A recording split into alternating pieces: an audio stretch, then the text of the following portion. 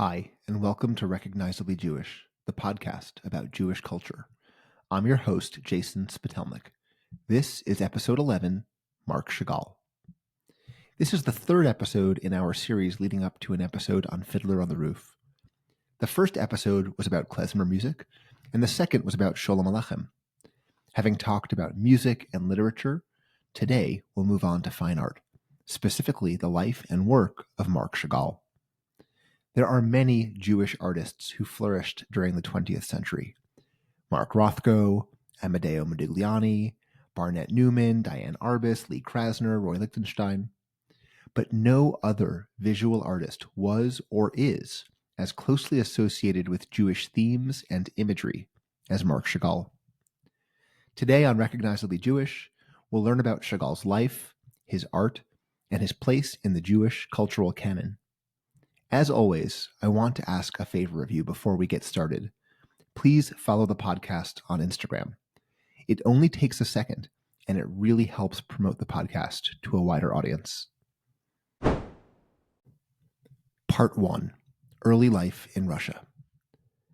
Moishe Zakharovich Chagall was born in July 1887 in Vitebsk, in what is today the northeastern part of Belarus.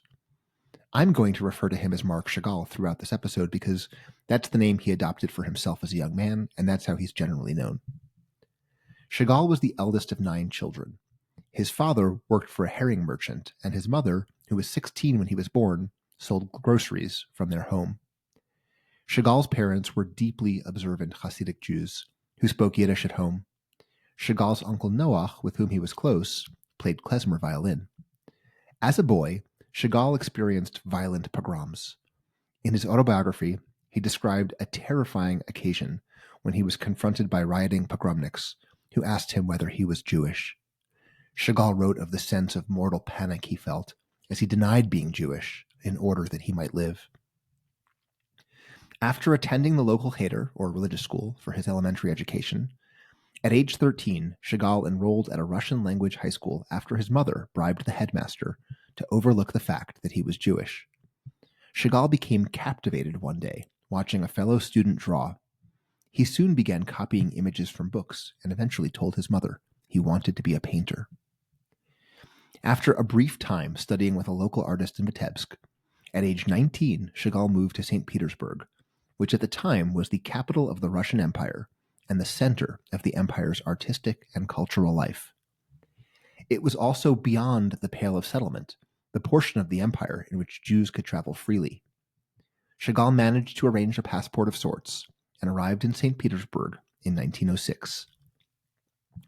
St. Petersburg was the first time, but not the last time, that Chagall felt like a fish out of water. There were about 30,000 Jews in the city at the time, but they were a different, more Russified lot than the largely shtetl-based Jews in the Pale of Settlement. They tended to speak Russian as a first language rather than Yiddish, and to be more progressive and less religious than the Jews Chagall had grown up with. Chagall attended various art schools, notably studying under Leon Bakst, who had been born Leib Rosenberg. Bakst modeled for Chagall how to navigate life in Russia as both an artist and a Jew. While apprenticing for Bakst, Chagall painted an oil painting called The Deceased, or The Death. It portrays a funeral procession in a residential neighborhood with a corpse in the middle and a wailing woman off to the right. I mention this particular early work because, in the upper left-hand corner, Chagall painted a man on a roof playing a fiddle. As far as I can tell, it's the first time Chagall ever painted a fiddler on the roof. In 1909, on a trip back to Vitebsk, Chagall met Bella Rosenfeld, the daughter of a wealthy Jewish jeweler.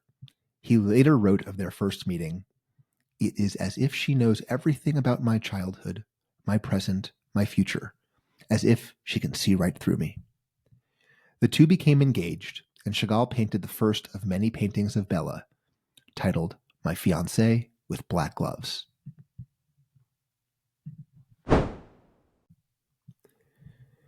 It's time for this episode's Yiddish phrase.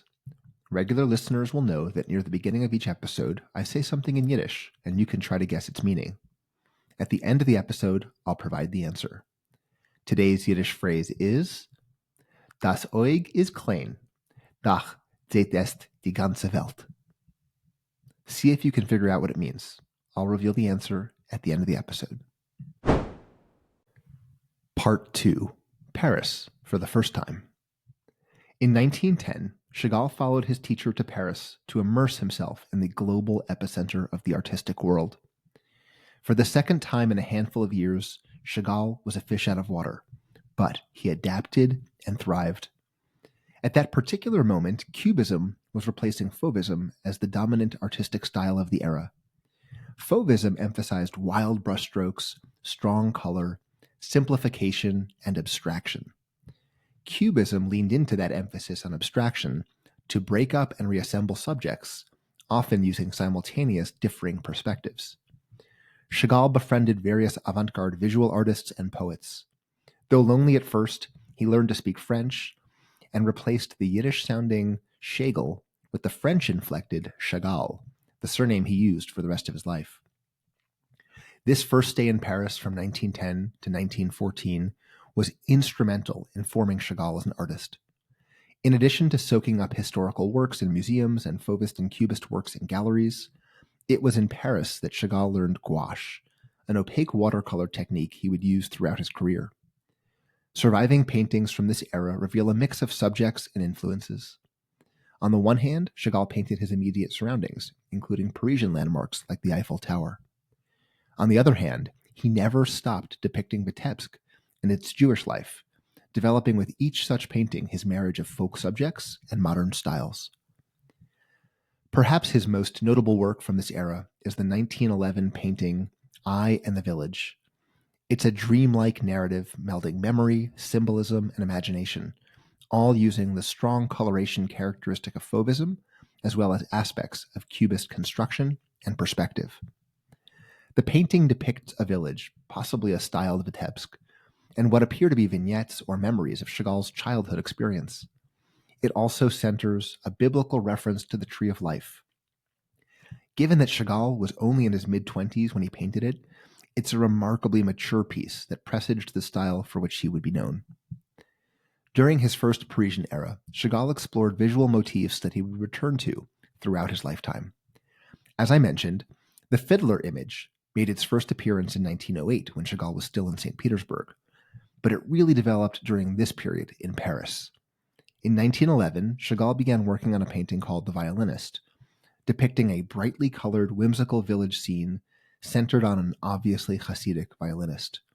And in 1912, Chagall painted the oil painting The Fiddler, featuring a larger-than-life semi-cubist violinist with a smiling green face who is standing on the roof of a building in a small village. Part 3. Stuck in Russia. After a successful exhibition of his work in Berlin in 1914, Chagall returned to Vitebsk with the intention of marrying Bella and returning to Paris together. But World War I broke out while he was there, and the Russian border was closed indefinitely. Chagall and Bella married and had a daughter, Ida. The family was happy, but they were very much stuck. The Bolshevik Revolution of 1917 brought with it danger and opportunity. On the one hand, the Russian economy was upended, and Chagall and his family often went hungry.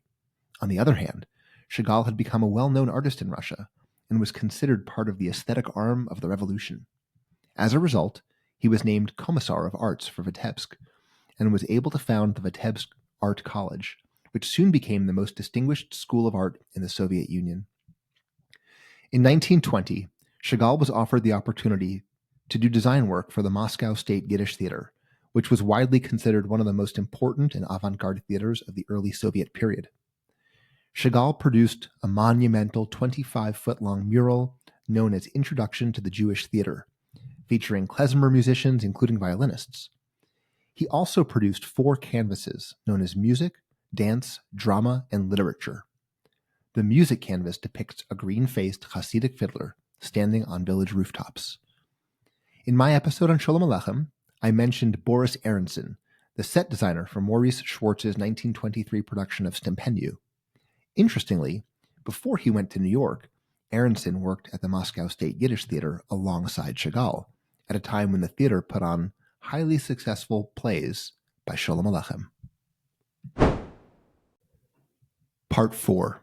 Paris Again. In 1923, Chagall and Bella finally managed to travel to Paris together, where Chagall re-immersed himself in the global art scene and, over the course of the 1920s, became known as a leading contemporary painter. In 1930, the art dealer and publisher Ambroise Vollard commissioned Chagall to complete illustrations for a publication of the Hebrew Bible. Chagall used the commission as an opportunity to travel to Palestine and Egypt for several months. He immersed himself in Jewish history and was impressed by the pioneering spirit of the Jewish settlers in Palestine. Chagall worked intently on the series from 1931 to 1939. By the outbreak of World War II, he had completed 66 illustrations. However, the project was shelved because Vollard died in 1939 and war broke out soon thereafter.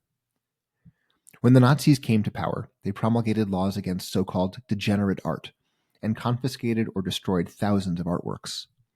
Nazi authorities referred to Chagall's art as an assault on Western civilization. The Chagalls, who had become French citizens, left Paris for the south of France, hoping to avoid the worst of the war. But by 1941, it was clear that it was no longer safe to remain in Europe at all.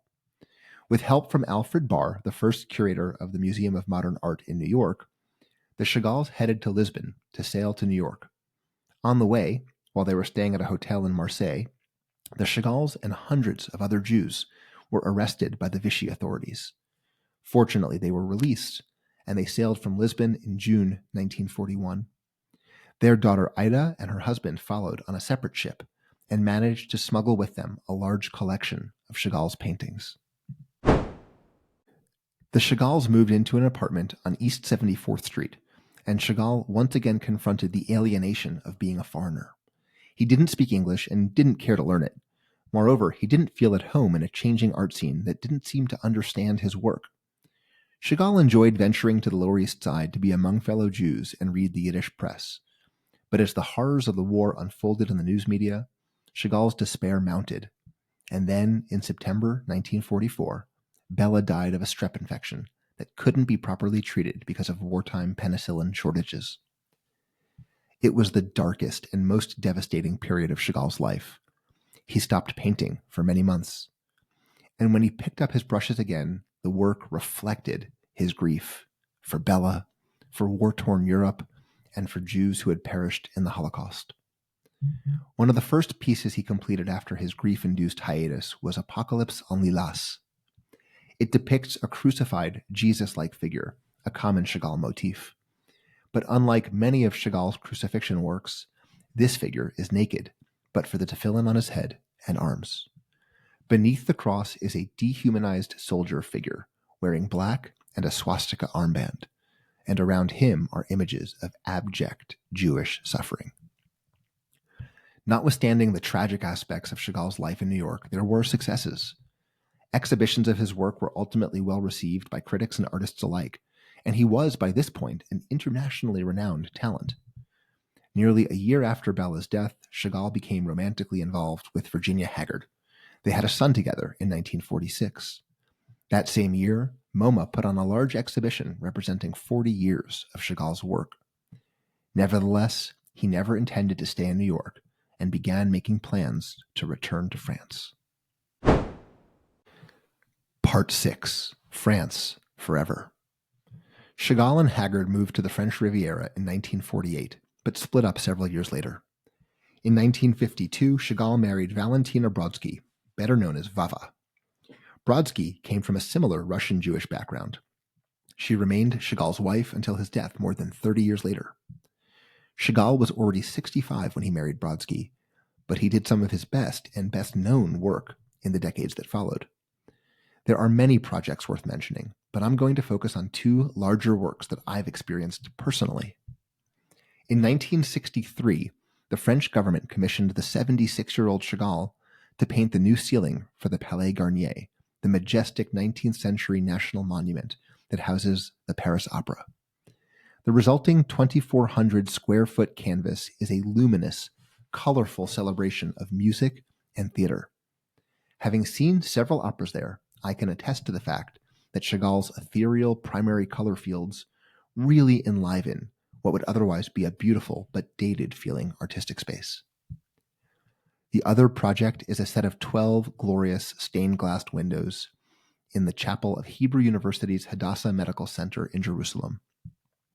The perhaps apocryphal origin story is that in 1959, Hadassah representatives met Chagall in Paris and asked him to design 1 or 2 stained-glass windows for the planned synagogue. Chagall supposedly responded, "What took you so long?